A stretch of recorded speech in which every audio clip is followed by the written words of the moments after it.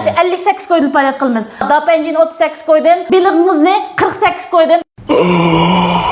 Ben Gezqumg'ima bilan cho'ng oshqandan keyin echibsiz. Oshqon tushliq, mana oldimizda kelgan to'g'raq bayrami, davlat bayrami munosabati bilan bir palet qildik. Bo'ldi.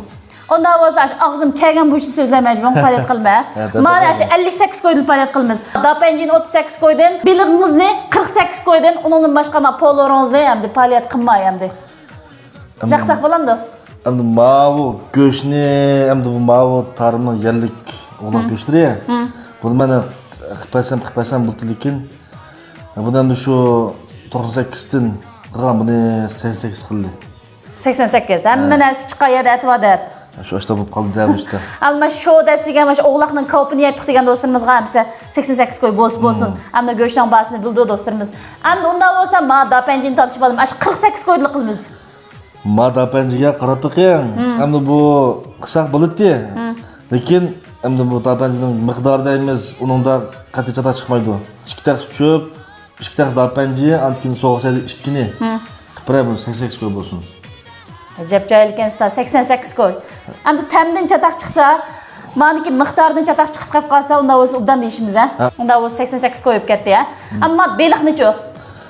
Beliqni 98 qo'ydan qilayotgan. Buni endi 58 qo'ylik qildi, og'zimdan chiqqanga.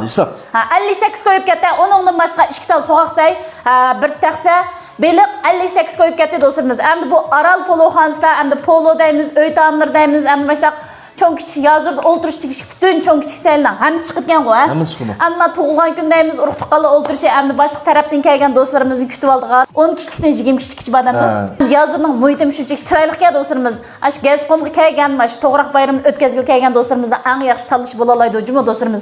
Ammo Gezqum tavasida manchilik bir cho'ng, endi tomoqlari o'xshaydigan bütün tamaq chiqadigan oshxona yo'q. Endi men Lobanning ayoli uzun mazgil hamda shayada Tenxo Bushijaning chitga Lazxonga oshxona ochgan Loban shu. Endi men tamdaymiz bütün jihatda endi biz kapolatlik qila olamiz. Ham 5-6 yillik mana shu oshxona ichi tajribasi bor. Shunga xotirjam bir şey kelsanglar hamma tamoqlar shunday o'xshaydi. Endi palet vaqtini necha kun qilamiz? Palet vaqtini shu bayram 10-ayning 1dan 10-ayning 2 8. Mush filmni qo'ygan vaqtni mashlab 10-ay 8 bayram tukuchib ketdi do'stimiz. Telefon nomeringizni bir deb bergan bo'lsangiz. Telefon nomerim 182 total 9 48 66. Qayta bir deb bergan bo'lsangiz. 182 total 9 48 66. Ha do'stlar, bu yana adres bo'lsa shaharnaya Gezqum yeza mana shu Gezqum kirgan To'qmishda hamda 3 tal bino va shu birinchi binoda Aral poloxonasida birinchi qavatga joylashgan ekan. Bayram jarayonida Gezqumga olsak, nima yeymiz, nega berib tomoq yeymiz degan do'stlarimizga mush filmni ko'plab taqdim qilinglar. Rahmat sizlarga.